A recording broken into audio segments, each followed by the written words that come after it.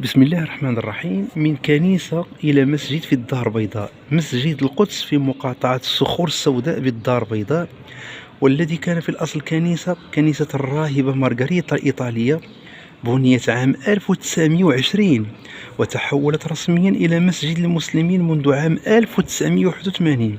صاحب هذه الكنيسة إيطالي، وبعد وفاته ورثتها ابنته التي رحلت عن المغرب واستقرت في موطنها الأصلي.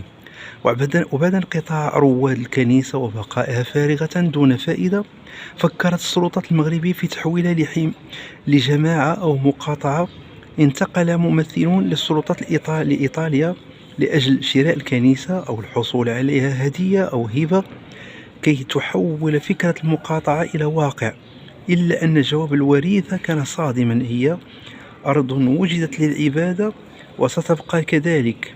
وهكذا صارت الكنيسة مسجد القدس.